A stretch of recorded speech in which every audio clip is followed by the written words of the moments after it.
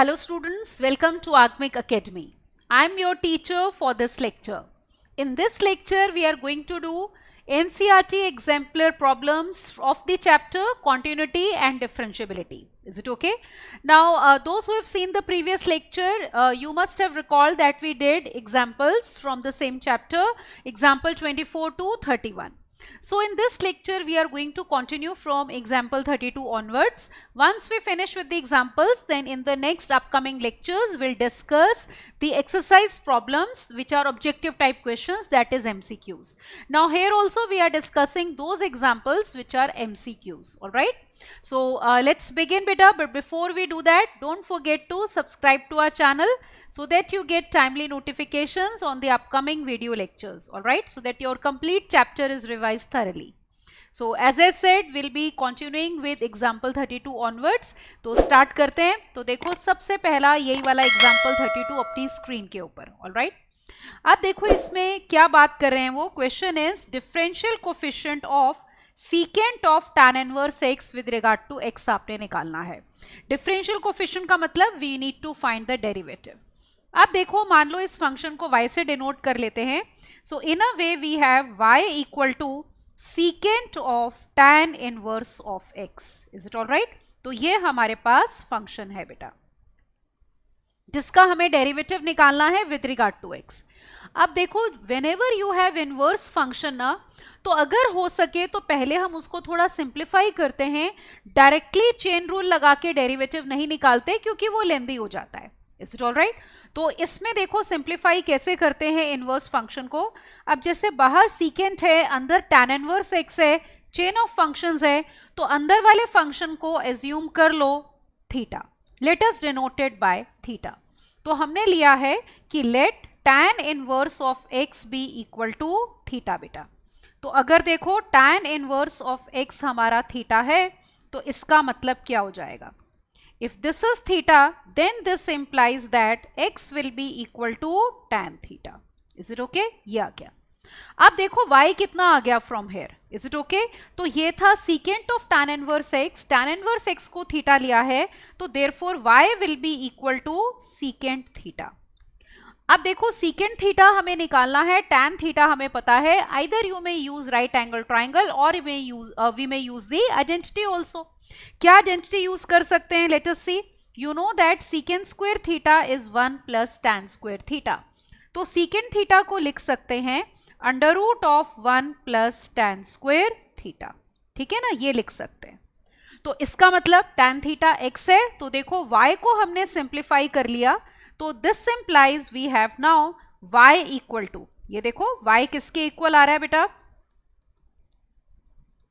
So y is equal to under root of 1 plus x square.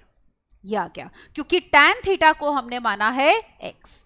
अब पहले हमारे पास था y is equal to secant of tan inverse x, जिसको simplify करके हम इस फॉर्म में ले आए. अब देखो इसका डेरिवेटिव निकालना आसान है ना तो इसमें हमारे पास ट्रिग्नोमेट्रिक फंक्शन है, ना ही इनवर्स फंक्शन है. तो सिंपली हम इसका अंडर रूट डायरेक्टली अब डेरिवेटिव इसका डायरेक्टली निकाल लेंगे. तो let us now differentiate with regard to x. तो यहां पे करते हैं differentiate with regard to x. तो we are getting dy by dx is equal to, देखो कितना आ गया ये. अब आपको पता है बेटा रूट x का डेरिवेटिव क्या होता है, इसको ओरली याद रखना है. We know that derivative of root x with regard to x is equal to 1 upon 2 root x. Is it all right? तो ये था. तो इसी को हम यहाँ पे अप्लाई करते हैं. Under root of 1 plus x square है तो डेरिवेटिव हो जाएगा 1 upon 2 times under root of 1 plus x square और इनटू चेन रूल लगेगा ना, इनटू अंदर वाले पार्ट का डेरिवेटिव लोगे. 1 का 0 है, एक्स स्क्वायर का डेरिवेटिव विल बी 2x. तो 2 से 2 हम कर देते हैं यहाँ पे कैंसिल बेटा.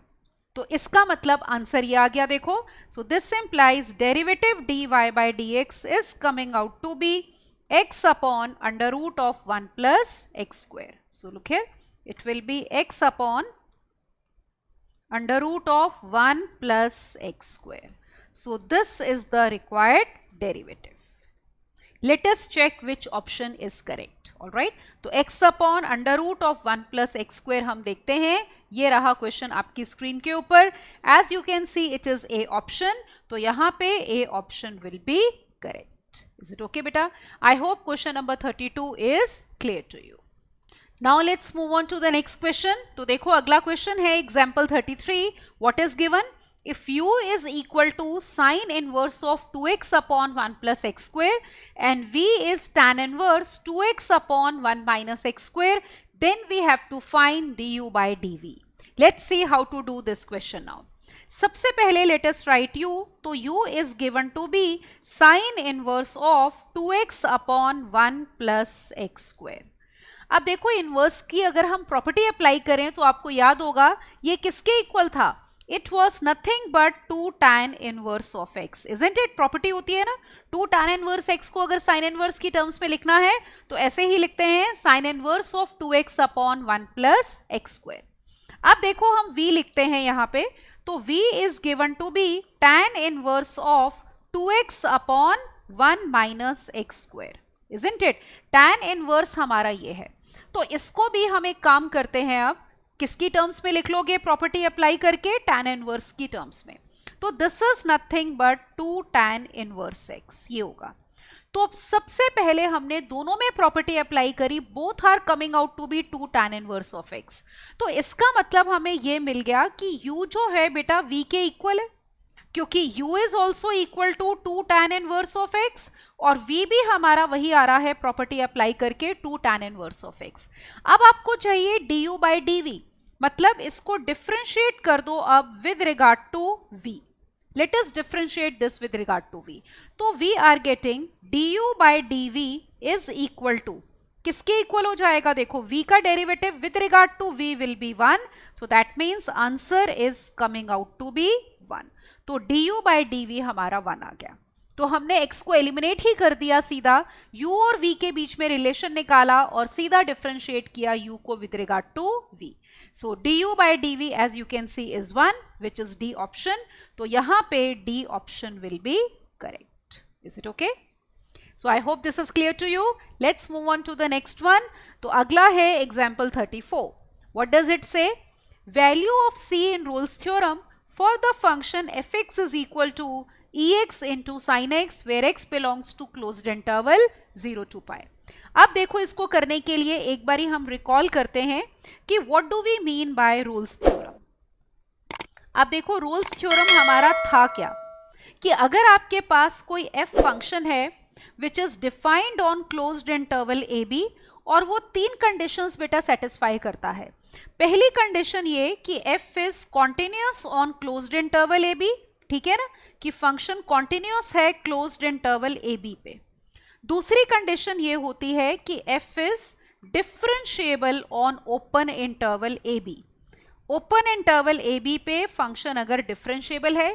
और थर्ड कंडीशन एक ये होती है कि f of a is equal to f of b, मतलब एक्सट्रीम पॉइंट्स पे फंक्शन की वैल्यू सेम है.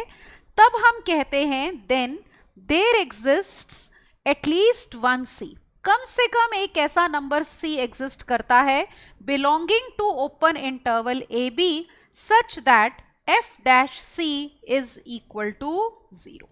Is it all right? तो ये होती है हमारी स्टेटमेंट रोल्स थ्योरम की. तो यहाँ पे आपको कहा है यही वाला c जो हमने कहा ओपन इंटरवल ए बी को बिलोंग करता है जिस पे डेरिवेटिव 0 है, वो आपने इस फंक्शन के लिए फाइंड आउट करना है. पर उससे पहले हम एक बारी चेक कर लेते हैं कि क्या रोल्स थ्योरम की कंडीशंस, ये जो 3 कंडीशंस हैं, ये सेटिस्फाई हो भी रही हैं या नहीं. तो देखो फंक्शन ये है, we have function f of x to be equal to e raised power x multiplied by sin x and it is defined on closed interval 0 to pi. अब सबसे पहली कंडीशन है कि फंक्शन क्या होना चाहिए? देखो कॉन्टिन्यूअस. आपको पता है एक्सपोनेंशियल फंक्शन कॉन्टिन्यूअस होता है, साइन फंक्शन कॉन्टिन्यूअस होता है 0 से पाई में. तो इसका मतलब अगर 2 कॉन्टिन्यूअस फंक्शंस होते हैं तो उनका प्रोडक्ट भी कॉन्टिन्यूअस होता है. तो इसका मतलब यहाँ पे f is continuous on closed interval 0 to pi. Alright, तो पहली कंडीशन जो थी हमारी वो हो गई सेटिस्फाई बेटा. सेकेंडली अगर हम इसका डेरिवेटिव लें, इज इट ऑल राइट? तो वो एग्जिस्ट करेगा। देखो अगर आप इसको डिफरेंशिएट करोगे यहाँ पे, let me find the derivative now.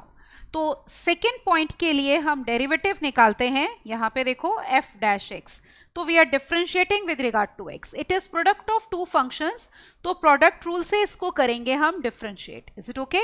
Now look here, so पहले फंक्शन का डेरिवेटिव e रेज पर x ही रहेगा into second function as it is, then first function as it is sin x का डेरिवेटिव कितना है?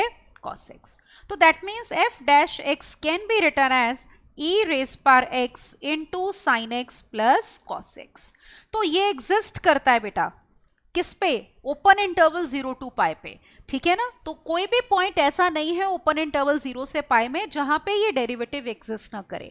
तो हम कहेंगे कि f is differentiable on open interval 0 to पाई। तो ये दूसरी कंडीशन हमने ले ली।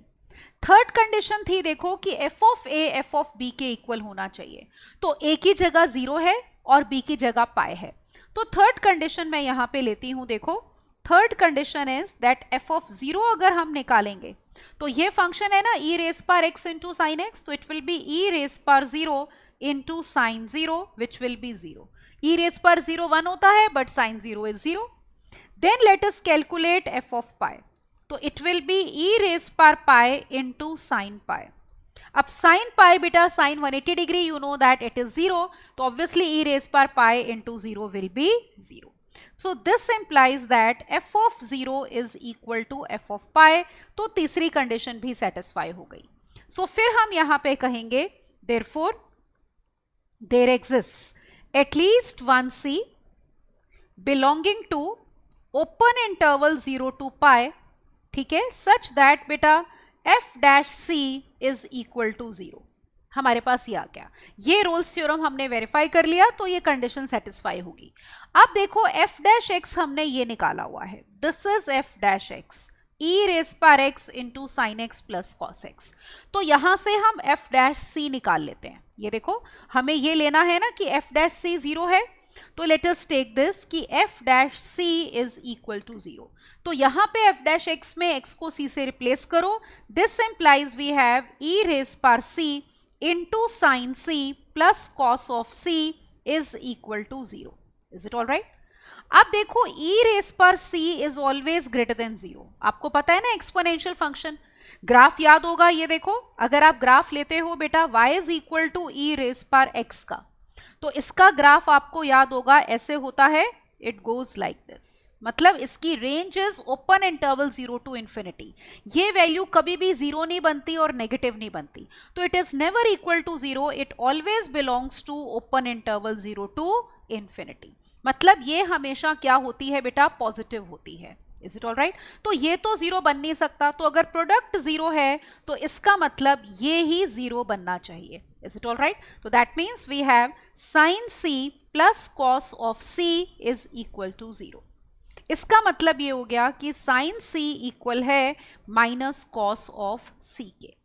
तो cos c से डिवाइड कर दो तो आपके पास आ गया, इसका मतलब tan c कितना है? -1। अब देखो tan c माइनस बहुत सारी जगहों पे होता है, लेकिन याद है ना c किसको बिलोंग करना चाहिए? देखो ओपन इंटरवल 0 से पाई को। तो इसका मतलब 0 से पाई में वो कौन सा पॉइंट है c जहां पे tan वैल्यू -1 लेता है? It will be in the second quadrant, तो that means c will be equal to 3π/4, और ये वो है जो बिलोंग करता है ओपन इंटरवल 0 टू पाई। तो बस यही आंसर है, आपको c निकालना था रोल्स थ्योरम का, which is coming out to be 3π/4. Let us check now which option is correct. All right? तो यहाँ पे देखो ये आपका complete question है, तो हमें option देखनी है 3π/4 is D. So here we can see D option is correct. तो ये हमारा आंसर आ गया। तो this question was based on Rolle's theorem. तो ये इसकी हमारी statement होती है। अगले पे मूव करते हैं। Look at the next one now. Example 35. इसमें C चाहिए मीन वैल्यू थ्योरम, इसको लैग्रेंज मीन वैल्यू थ्योरम भी कहते हैं। Lagrange is the name of mathematician, तो शॉर्ट फॉर्म में LMVT बोल देते हैं, ठीक है ना, लैग्रेंज मीन वैल्यू थ्योरम। तो देखो क्या स्टेटमेंट होती है हमारी LMVT की। हम ये कहते हैं कि अगर आपके पास fx कोई फंक्शन है defined on closed interval AB, जो दो बातें सेटिस्फाई करे, कौन सी? पहला कि f is continuous on closed interval a b, function continuous है बेटा क्लोज्ड इंटरवल ए बी में, और सेकेंड कंडीशन होती है कि f is differentiable on open interval a b. दो ही बातें होती हैं इसमें, is it all right? Then हमारा थ्योरम ये कहता है LMVT, then there exists at least one C, ठीक है, कम से कम एक C बेटा belonging to open interval a b, such that क्या कंडीशन होती है कि f dash C is equal to f of B minus f of A and divided bye B minus A। तो कम से कम एक ऐसा C जरूर मिलेगा जिसके लिए f डैश C होता है किसके equal, f of B minus f of A divided by B minus A। तो यही वाला C आपने निकालना है। अब देखो फंक्शन क्या है, let me write the function now. We are given function to be equal to x into x minus 2, और इंटरवल आपको दिया है क्लोज्ड इंटरवल 1 से लेकर 2 जिसमें हमारा x लाई करता है। अब देखो हम कंडीशन सेटिस्फाई करते हैं। तो सबसे पहली कंडीशन थी कि फंक्शन कॉन्टिन्यूअस होना चाहिए।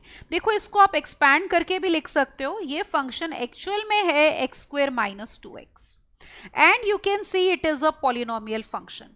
तो जो पॉलिनोमियल फंक्शन होते हैं वो डिफाइंड होते हैं फॉर ऑल रियल नंबर्स, और उनका डेरिवेटिव भी बेटा हर पॉइंट पे एग्जिस्ट करता है पॉलिनोमियल फंक्शंस का।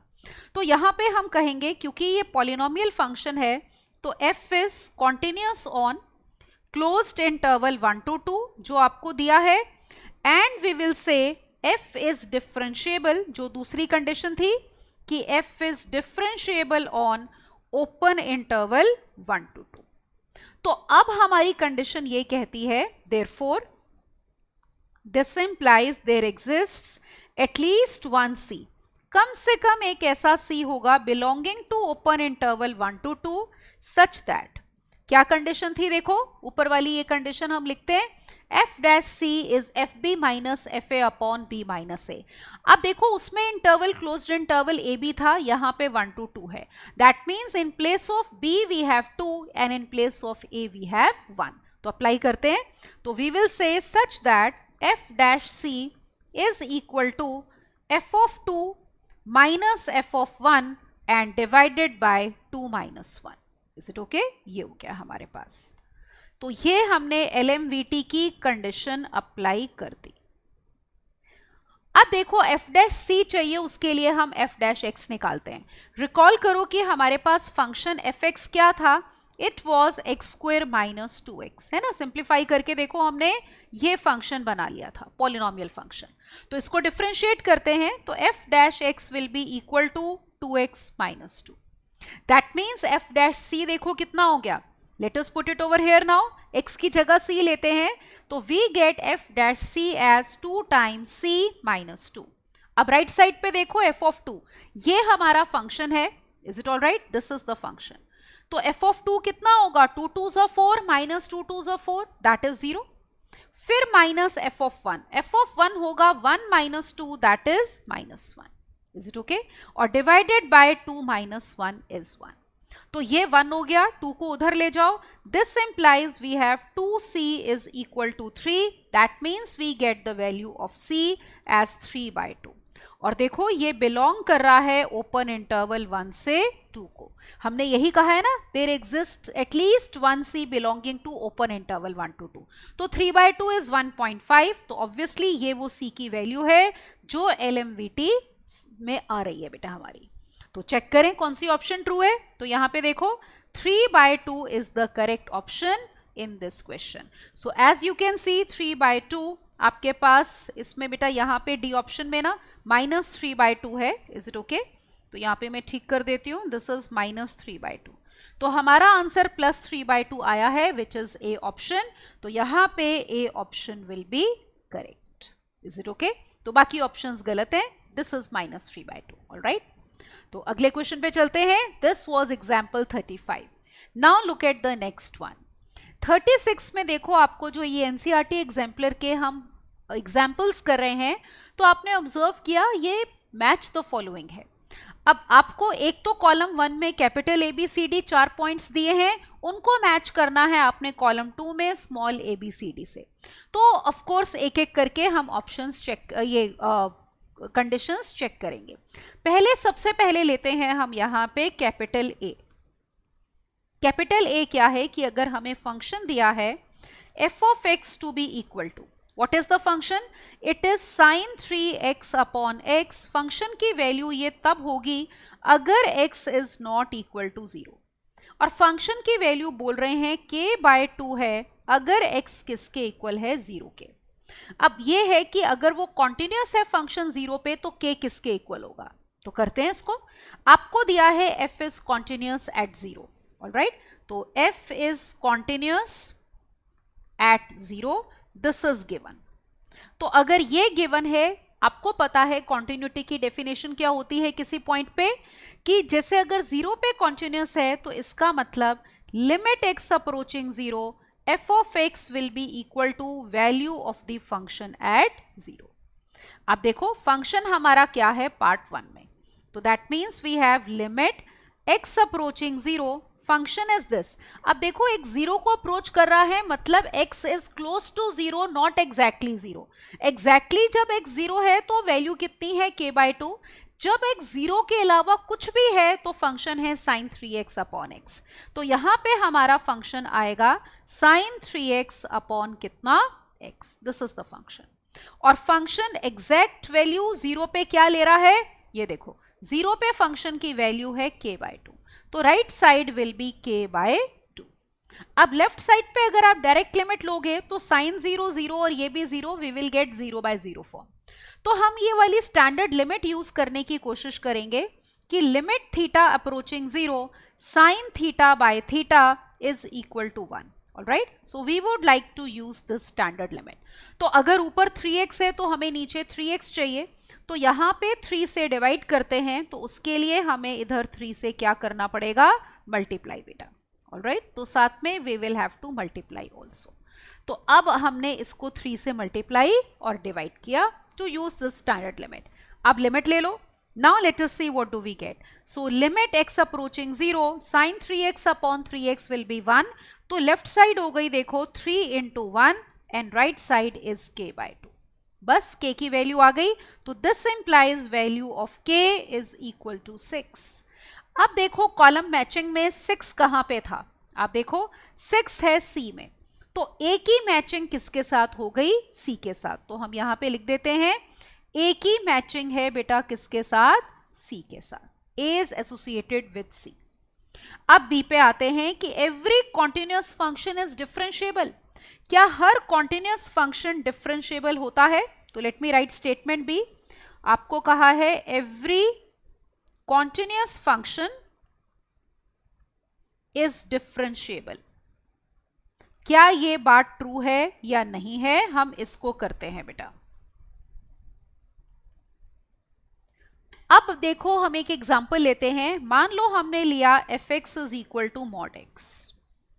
यू नो दैट इसका ग्राफ कैसे बनता है, देखो the graph is like this, ये 0 है तो ये ऐसे वी शेप ग्राफ बनेगा, क्योंकि जब x 0 से छोटा होता है तो mod x is minus x, तो ये ग्राफ है y equal to minus x का। When x is greater than or equal to 0, mod x x के इक्वल है, तो this is graph of y is equal to x बेटा। अब देखो ये फंक्शन हमारा कॉन्टिन्यूअस है, क्योंकि आप देख रहे हो ग्राफ में कोई ब्रेक नहीं है बेटा, बिना पेन या पेंसिल उठाए you can easily draw the graph. तो कॉन्टिन्यूटी ग्राफिकली हम ऐसे ही देखते हैं कि ग्राफ में कोई ब्रेक नहीं है।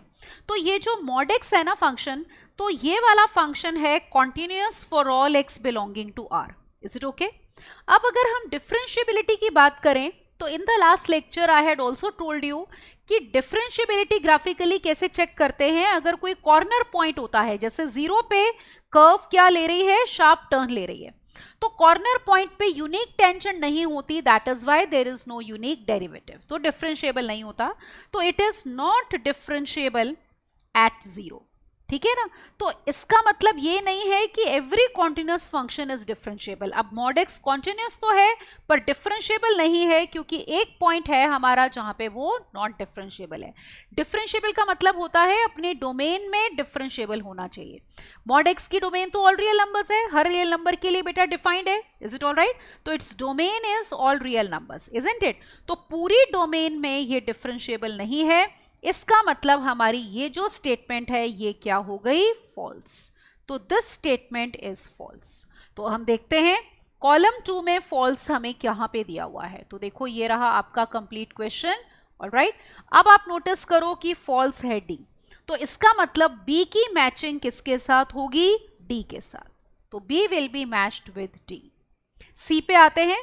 An example of a function which is continuous everywhere but not differentiable at exactly one point. तो B ऑप्शन में हमने यही तो किया है, ठीक है। बी वाला जो हमारा कॉलम 1 में था यही एग्जाम्पल है कि it is continuous everywhere but not differentiable at a single point. तो एग्जाम्पल क्या हो गया, मॉड एक्स हो गया। तो लेट अस चेक कि कौन सी ऑप्शन है हमारी। तो देखो यहाँ पे सी की मैचिंग किससे होगी, मॉड एक्स से। तो अभी हमने बी के लिए भी सेम एग्जांपल लिया था। तो mod x is continuous everywhere but not differentiable at 0। That means in this case C will be matched with A, ठीक है। तो सी की मैचिंग हमारी हो जाएगी ए के साथ। अब देखो ये चेक करते हैं identity function. Identity function f x is equal to x is a continuous function. ये बात बिल्कुल करेक्ट है, because every polynomial is function is continuous in its domain. तो ये भी तो पॉलिनोमियल फंक्शन है, तो बिल्कुल कॉन्टिन्यूस होगा। तो इसका मतलब डी की मैचिंग बेटा किसके साथ हो जाएगी, बी के साथ, बिकॉज इट इज ट्रू। अगर आप ग्राफ देखना चाहते हो, देखो f x is equal to x का, ये देखो डी में अगर हम देखें यहां पे, जैसे f x is equal to x है, आइडेंटिटी फंक्शन जिसको हम कहते हैं, तो its graph is like this, okay. If you draw the graph तो y equal to x line हमारी बनेगी, तो वो लाइन आपकी ऐसे आएगी। So this is y is equal to x, this is the function. तो कहीं कोई ब्रेक नहीं है, it is continuous and differentiable in its domain, her point पे डिफरेंशिएबल भी है। तो बात कॉन्टिन्यूटी की कर रहे हैं, तो it is continuous for all x belonging to r। तो ये वाली जो स्टेटमेंट थी d, वो हमारी हो गई ट्रू। Is it okay? तो दैट कंप्लीट्स दिस क्वेश्चन बेटा, है ना। तो ये स्टेटमेंट ट्रू है, देखो। तो हमने डी के साथ मैच कर दिया किसको, बी को। तो ये हमारे आंसर्स आ गए। Is it okay? So this was example 36 in which we had 4 statements और corresponding column 2 से मैच करना था।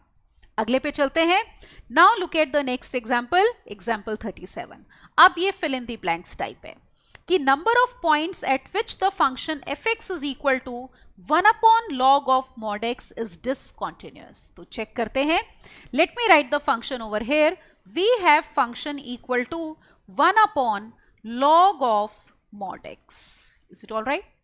अब देखो, एक तो अगर हम सिंपली ये फंक्शन जब लेते हैं y is equal to log x, base नहीं मेंशन अंडरस्टूड होता है, बेस ई होती है।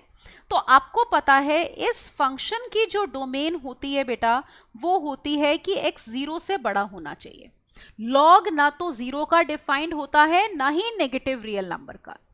अब देखो, अगर आप यहां से इस पे आते हो y is equal to log of mod x पे, तो आप देखो मॉड x जो है वो या तो 0 बनेगा या 0 से बड़ा बनेगा। We know that mod x is greater than और equal to 0 for all x belonging to r, isn't it. Mod ले लेते हैं तो नंबर पॉजिटिव हो जाता है। तो इसका मतलब इसकी डोमेन क्या होगी, लॉग x की डोमेन थी आपकी ये कि x 0 होना चाहिए, 0 से बड़ा होना चाहिए, ऑलराइट, पॉजिटिव होना चाहिए। तो मॉड x पॉजिटिव ही होगा, सिर्फ 0 नहीं होना चाहिए। तो इस फंक्शन की डोमेन बेटा हो जाएगी हमारी ऑल रियल नंबर्स एक्सेप्ट 0, क्योंकि लॉग 0 डिफाइन नहीं होता। तो यहां पे ऑब्वियसली अगर ये फंक्शन डिफाइंड नहीं है तो उसका रेसिप्रोकल भी डिफाइंड नहीं होगा। तो हम यहां पे बोलते हैं कि एक तो fx is not defined, is it all right, at x equal to 0।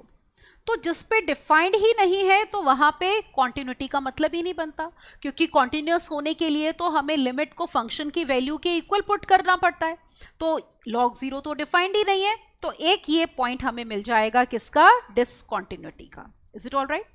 फिर आप नोटिस करो ये एक तरह से 1/log of mod x denominator में है, तो हमारे पास एक कंडीशन ये भी आएगी कि log of mod x should not be equal to 0, ये 0 नहीं होना चाहिए, ठीक है ना, क्योंकि डिनोमिनेटर में 0 होगा तो भी फंक्शन आपका क्या हो जाएगा, नॉट डिफाइंड हो जाएगा। अब देखो log 0 कब बनता है, आपको याद होगा कि log 1 बेटा हमारा जो होता है दैट इज इक्वल टू 0। तो इसका मतलब अगर log of mod x non zero चाहिए तो that means that mod x should not be equal to 1। अब कौन कौन से नंबर्स हैं जिनका mod 1 होता है, 1 एंड -1, 1 का mod भी 1 होता है और -1 का mod भी 1 होता है, दैट वी नो। तो this implies x should not be equal to -1 and 1, तो x ये वाली वैल्यूज भी नहीं ले सकता। और एक हमने कहा था फंक्शन नॉट डिफाइंड है 0 पे, तो इसका मतलब जहां पे फंक्शन नॉट डिफाइंड है बेटा वहां पे डिसकंटिन्यूअस होगा ही होगा। तो हम एंड में ये कहते हैं hence fx is discontinuous at कौन कौन से पॉइंट्स, 0, -1 एंड 1। अब आप कहोगे बाकी के पॉइंट्स पे आपका फंक्शन कॉन्टिन्यूस होगा, क्योंकि बेसिकली जो हमारा log x फंक्शन होता है बेटा वो अपनी डोमेन में कॉन्टिन्यूस होता है। अगर आपको याद हो कि log x का ग्राफ हमारा ऐसे होता है ना, ये this is y is equal to log x, is it all right? तो अपनी डोमेन में लॉगरिथमिक फंक्शन जो है वो कॉन्टिन्यूस होता है, तो बस हमने वो पॉइंट्स हटा दिए जो डोमेन में नहीं थे गिवन फंक्शन के लिए, जो कि हमारा ये था, देखो fx is equal to 1/log of mod x। तो ये नॉट डिफाइंड है 0, माइनस और 1 पे, तो इन्हीं पे हमारा फंक्शन हो जाएगा डिसकंटिन्यूअस। तो क्वेश्चन हमारा ये था, देखो क्या पूछ रहे थे कि नंबर ऑफ पॉइंट्स, तो ऐसे कितने पॉइंट्स हैं बेटा, 3 पॉइंट्स हैं, तो यहां पे आंसर आएगा 3। Is it okay? So there are 3 points where this function is discontinuous, 0, -1 and 1। Okay, let's see the next one now. Now look at example 38. आपको fx फंक्शन दिया है, पीस वाइज डिफाइन किया हुआ है, पीस वाइज मतलब टुकड़ों में define किया है। जब x 1 या 1 से बड़ा है तो फंक्शन है ax plus 1, when x is less than 1 it is x plus 2, और आपको दिया है it is continuous। तो आपने बताना है a क्या होना चाहिए। अब देखो यहाँ पे जैसे हम फंक्शन एक बार ही लिख लेते हैं, इज इट ऑल राइट? तो लेट मी राइट, पहले चाहे ये वाला केस लिख लो, when x is less than 1, तो जब x लेस देन 1 है तो फंक्शन है आपका x प्लस 2, और अगर x हमारा 1 या 1 से बड़ा है बेटा, is it all right, if x is greater than और equal to 1 then we have function as a into x plus 1। अब आप देखो फंक्शन कॉन्टिन्यूअस का मतलब होता है कि अपनी डोमेन में कॉन्टिन्यूअस है।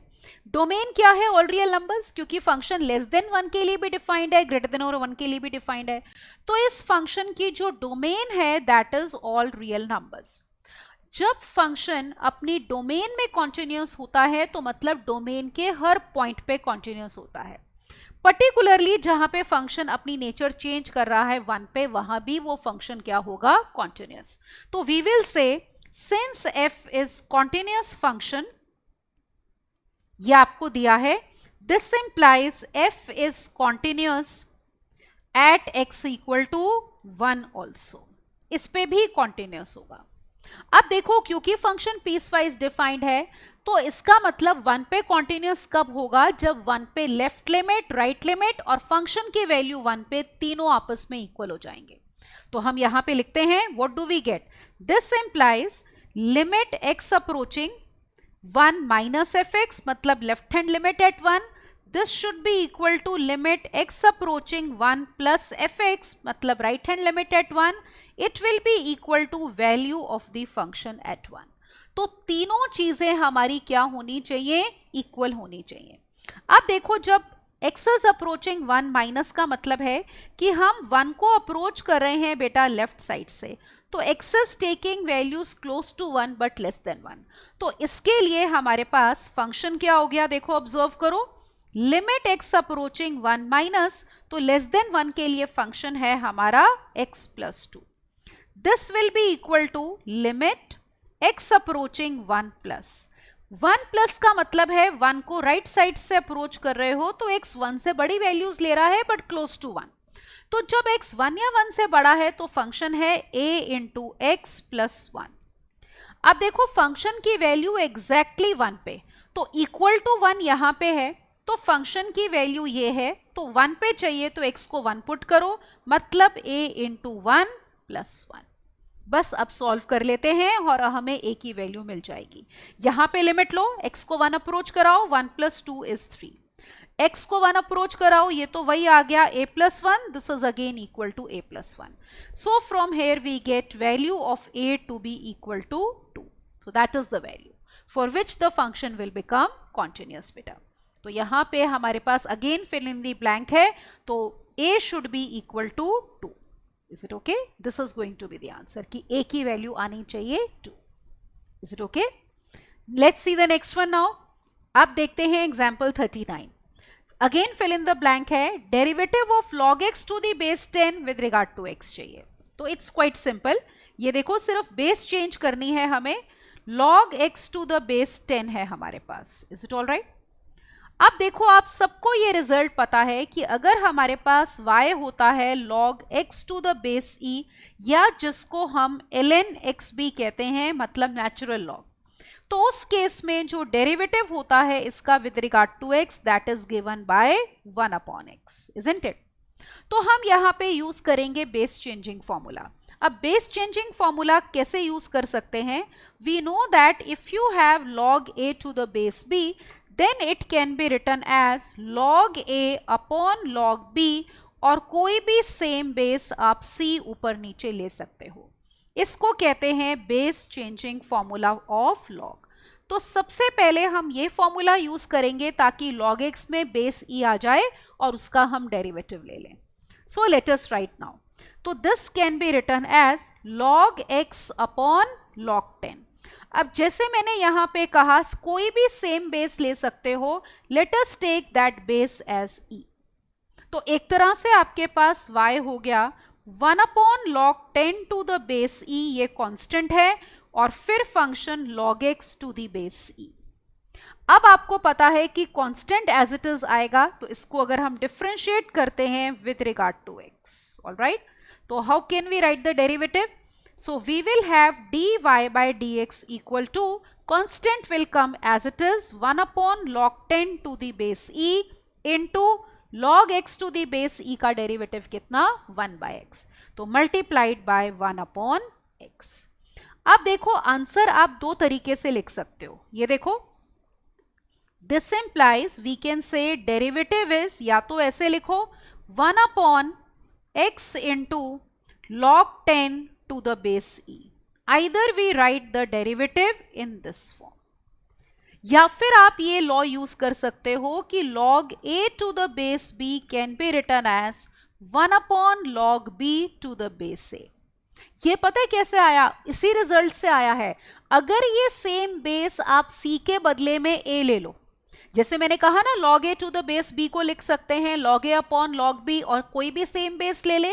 अगर आप ये सेम बेस a ले लो तो log a to the base a 1 होता है और नीचे आ जाएगा log b to the base a, मतलब a और b इंटरचेंज करें तो रेसिप्रोकल मिलता है। तो ये जो 1 upon log 10 to the base e है, तो उसको ऐसे भी लिख सकते हैं। तो answer can also be given as 1 upon x into log e to the base 10। Is it all right? तो both the forms are correct. Is it all right? तो या तो ऐसे आंसर दो या फिर ऐसे। तो यही बस क्वेश्चन था। तो आपको बताना था derivative of log 10 log x to the base 10। तो यहाँ पे हम आंसर लिख देते हैं। आंसर हमारा कितना आ गया बेटा?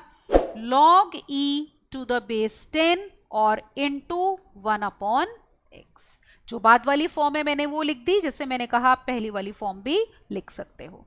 तो log e to the base 10 और डिवाइडेड बाय x बेटा। Is it okay? So this can be the derivative. Let's see the next question now. Next is example 40। आपको दिया है, again fill in the blanks है, y is equal to this function और हमें निकालना है dy by dx। अब जैसे मैंने आपको हमेशा बोला है पिछले क्वेश्चंस में भी कि जब भी इनवर्स फंक्शन आता है तो हम सबसे पहले ये चेक करते हैं क्या कोई प्रॉपर्टी अप्लाई करके उसको सिंप्लीफाई किया जा सकता है, और तभी डेरिवेटिव लेना है। एकदम चेन रूल अप्लाई करके या सम रूल अप्लाई करके डेरिवेटिव लेना स्टार्ट नहीं करना जब भी आपके पास इनवर्स ट्रिग्नोमेट्रिक फंक्शन होगा और उसकी डिफरेंशिएशन करनी होगी। Is it okay? So let us see how we can simplify y. So let me write here. We have y equal to secant inverse of under root of x plus 1 divided by under root of x minus 1. And plus we have sine inverse of under root of x minus 1 and divided by root x plus 1. अब सबसे पहली property हम यहां use करेंगे कौन सी? We know that secant inverse of x is equal to कितना? cos inverse of 1 upon x. तो सीकेंट इनवर्स x होता है cos inverse of 1 by x. तो यहां पे इसका रेसिप्रोकल ले लो. तो y can be written as cos inverse of under root of x minus 1 divided by under root of x plus 1. ठीक है. Second term we will keep as it is which is sine inverse of root x minus 1 upon root x plus 1. Is it okay? या क्या? अब देखो आपको पता चली गया होगा. अब एक बहुत ही popular property inverse trigonometric functions की, कौन सी वाली? ये वाली, कि sine inverse x plus cos inverse x this is equal to pi by 2. Is it okay? तो यहां पे देखो ये सेम है ना, root x minus 1 root x plus 1, ये भी root x minus 1 root x plus 1. तो बस हो गया. तो this implies y is nothing but pi by 2. ठीक है, बाय यूजिंग दिस प्रॉपर्टी. तो ये तो कांस्टेंट है, तो अगर आप इसको डिफरेंशिएट करते हो विद रिगार्ड टू x, तो that means we get dy by dx to be equal to 0. ठीक है, कांस्टेंट का डेरिवेटिव कितना होता है? 0. तो dy by dx is coming out to be 0. तो let us see now. fill in the blank था हमारा, तो डेरिवेटिव पूछा था, डेरिवेटिव हमारे पास कितना आ गया? 0. so this is going to be the answer, right? अगले पे चलते हैं. look at now example 41. Derivative of sine x with regard to cos x. अब देखो, एक फंक्शन का डेरिवेटिव जब with regard to other function लेना हो तो पहले फंक्शन को y ले लो और दूसरे वाले को मान लो z ले लेते हैं. तो एज्यूम कर लेते हैं let y be equal to sine x and z be equal to cos x. तो आपको क्या चाहिए? dy bye dz. यही निकालना है ना. We have to find dy bye dz, इसका derivative with regard to this. अब देखो इसको कैसे करेंगे. या तो ये होता है y और z में डायरेक्ट रिलेशन आ जाए, आप एलिमिनेट कर दो, या फिर हम ये कहते हैं कि dy bye dz can be taken as dy by dx and divided by dz by dx. So we are going to use this result. इससे हम निकालेंगे. तो निकालते हैं. तो इसका मतलब dy by dz will be equal to, अब देखो dy by dx न्यूमरेटर में चाहिए, तो y is equal to sin x है, तो y का derivative with regard to x, sin x का डेरिवेटिव कितना होता है? cos x. Then in the denominator we require dz by dx. तो z हमारा cos x है, तो cos x का derivative with regard to x will be minus sin x, तो ये आ गया minus sin x which is equal to minus cot x. So this is going to be the answer. All right, तो यहां पे लिख देते हैं हम.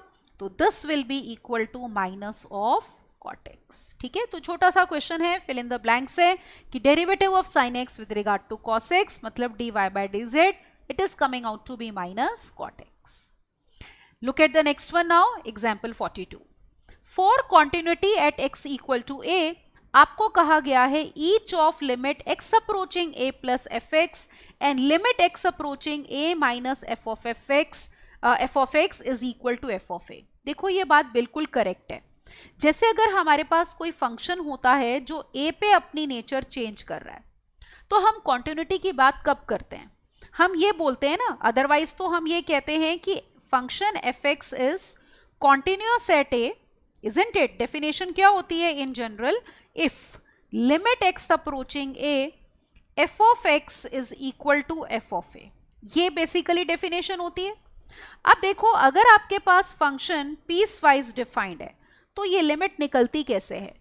तो अगर आप लिमिट ले रहे हो x अप्रोचिंग a, तो आप a को अगर लेफ्ट साइड से अप्रोच करोगे तो उसको कहते हैं हम left hand limit at a. Is it all right?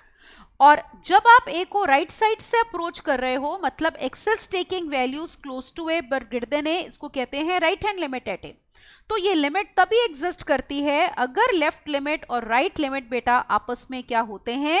Equal होते हैं. तो ये दोनों जिस नंबर के इक्वल होंगे वही लिमिट होती है, और कॉन्टिन्यूटी के लिए हमारे पास ये किसके इक्वल होना चाहिए, एफ ऑफ ए के।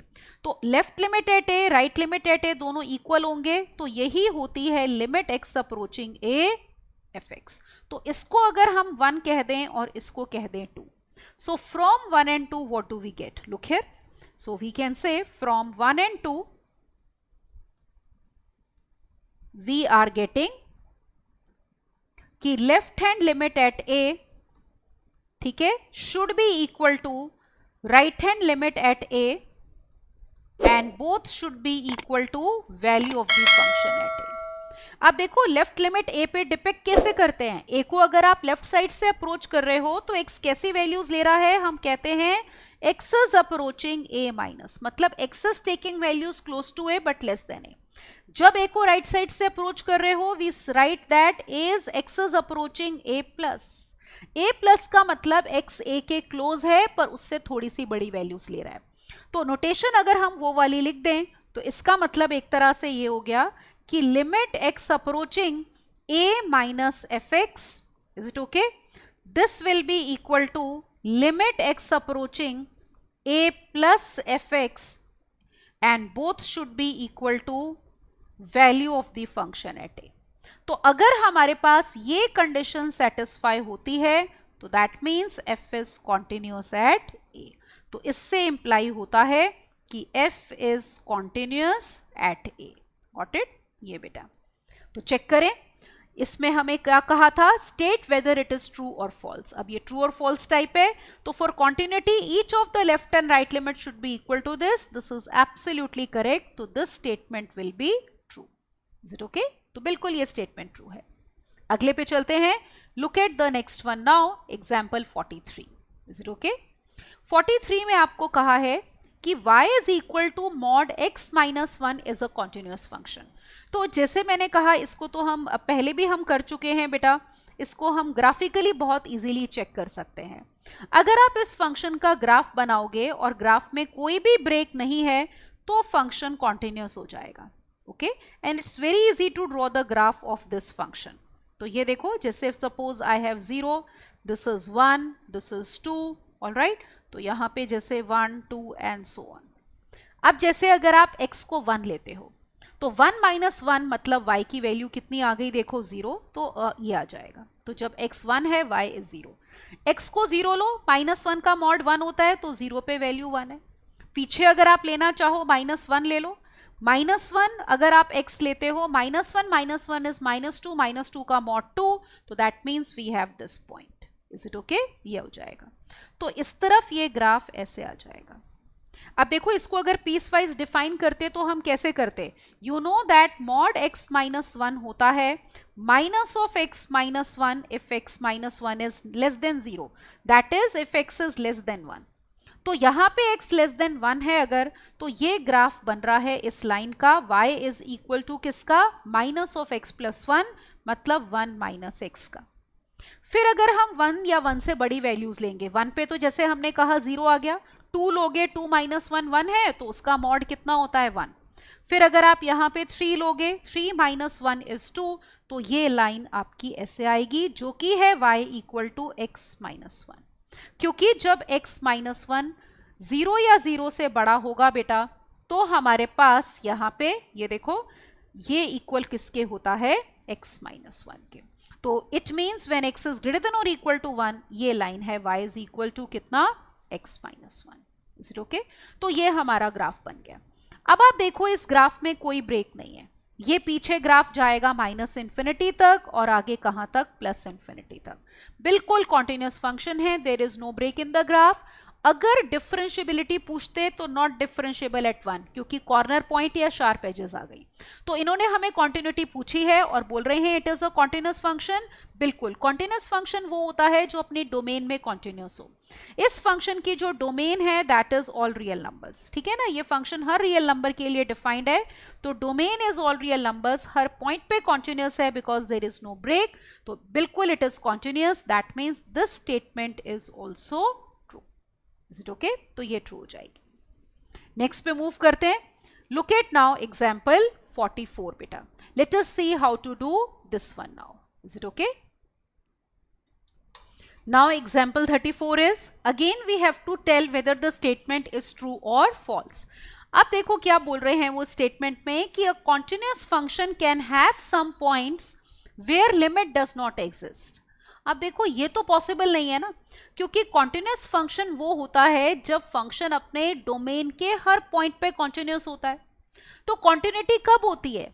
जब उस पॉइंट पे limit is equal to value of the function. तो अगर किसी पॉइंट पे लिमिट एग्जिस्ट नहीं करती तो कॉन्टिन्यूटी कैसे होगी बेटा? Is it all right?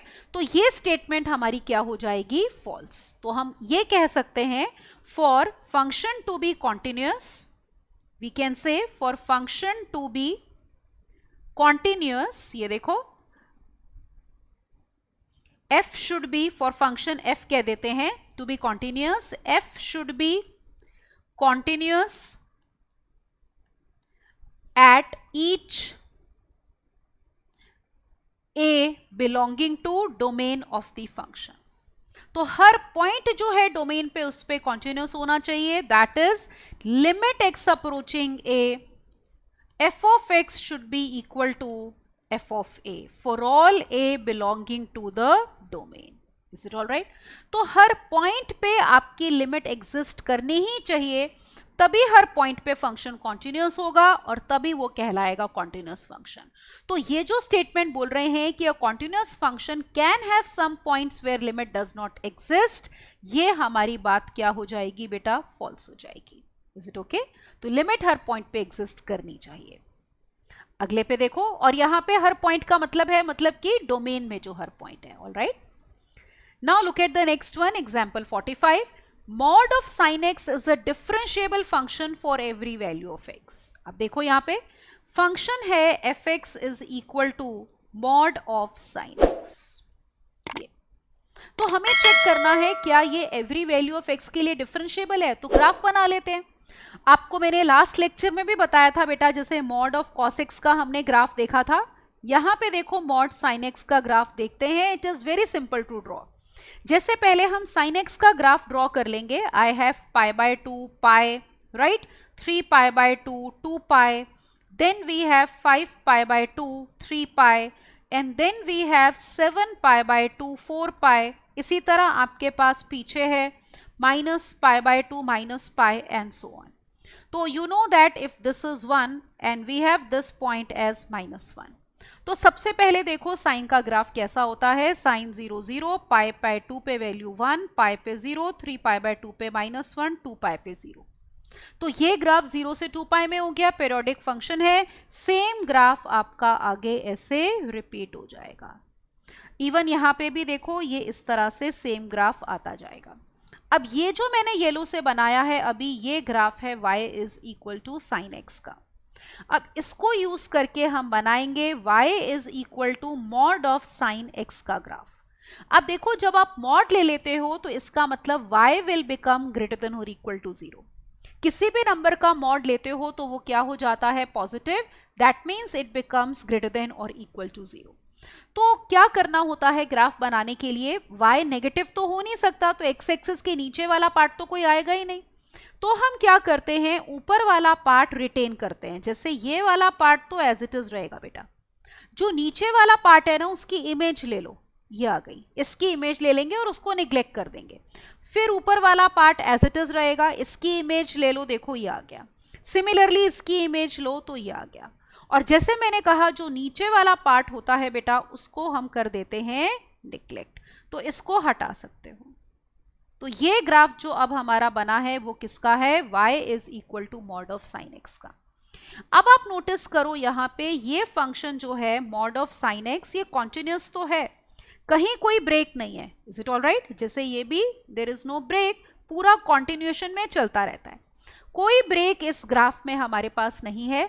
लेकिन कॉर्नर पॉइंट्स हैं. देखो ये वाला कॉर्नर पॉइंट है, ये कॉर्नर पॉइंट है, all these are corner points. तो यहाँ पे हमारे पास यूनिक टेंजेंट नहीं होगी.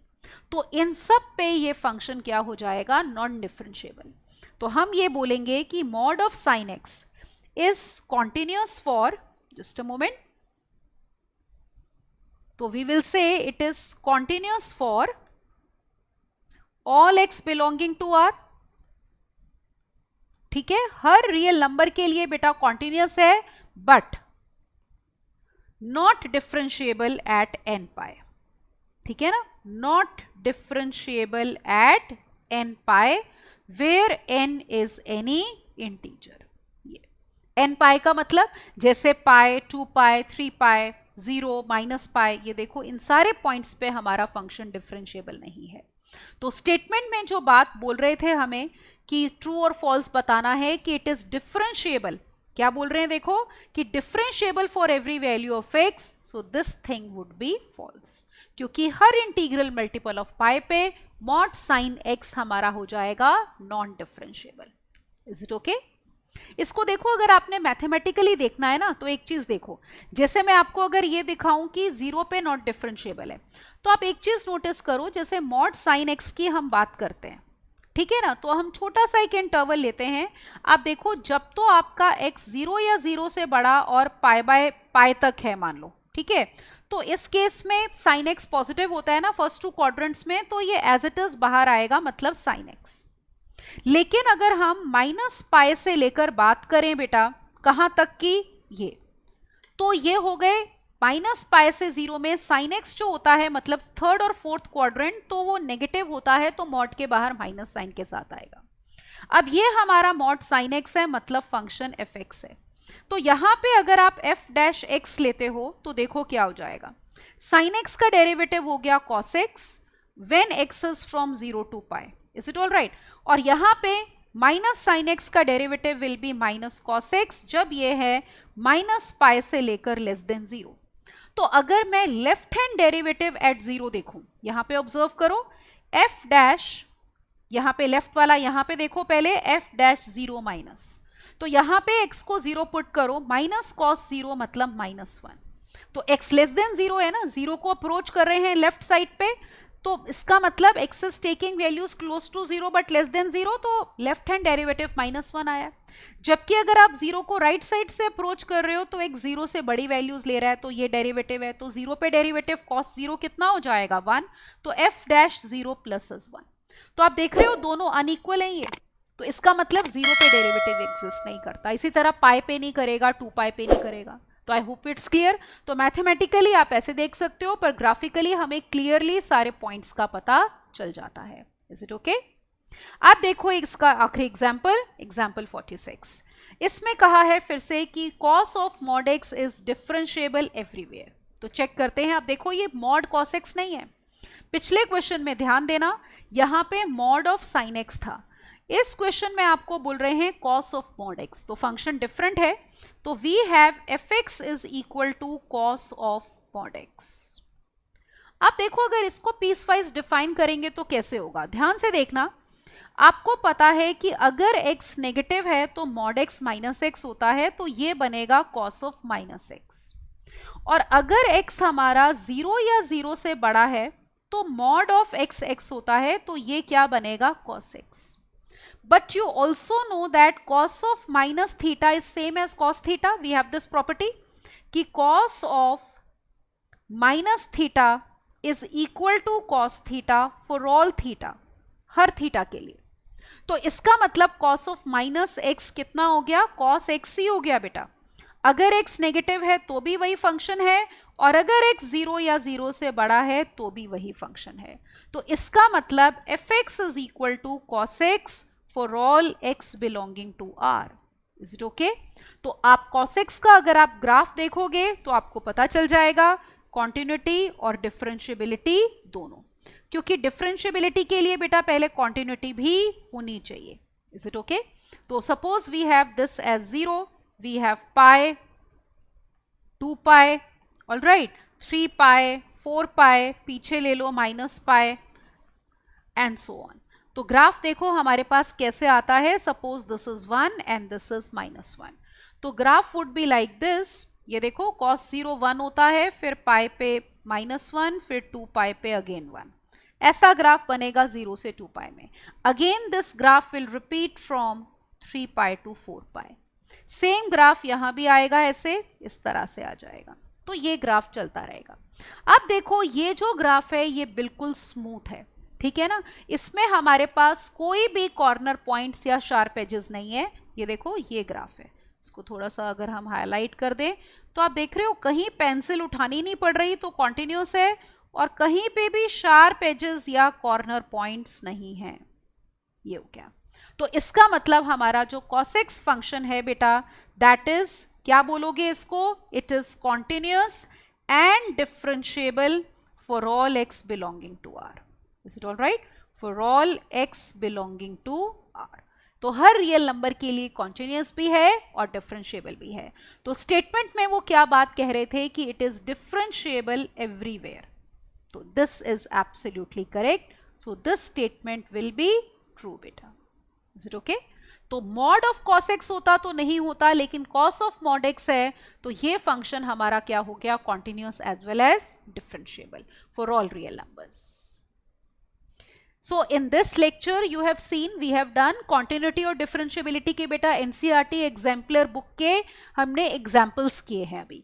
Some of the examples 24 to 31 we had done in the last lecture। जैसे मैंने कहा था अगर किसी का वो मिस हो गया बेटा तो आप वो वीडियो लेक्चर देख सकते हो, और इसमें हमने डिस्कस किए हैं 32 से लेकर 46 तक। All right, in the next lecture हम NCERT exemplar के ही क्वेश्चंस डिस्कस करेंगे एक्सरसाइज के इसी चैप्टर के, continuity or differentiability के, और MCQs only we are going to discuss, which will include of course your fill in the blanks, true and false also, that means leaving out subjective ones. all right, so keep practicing बेटा, जितने questions हमने किए हैं उनको खुद से practice करो, graphs बना के देखो, क्योंकि आपको पता है ऑब्जेक्टिव टाइप क्वेश्चंस में continuity और differentiability हम बहुत इजीली ग्राफिकली चेक कर सकते हैं। ग्राफ बनाते ही पता चल जाता है कि कितने पॉइंट्स पे फंक्शन कॉन्टिन्यूस है या डिसकॉन्टिन्यूस है या डिफरेंशिएबल है या नॉट डिफरेंशिएबल है। Is it okay? तो इस लेक्चर में इतना ही। Don't forget to subscribe to our channel बेटा, and I hope you are enjoying the benefit of our courses, right? Thank you and bye bye.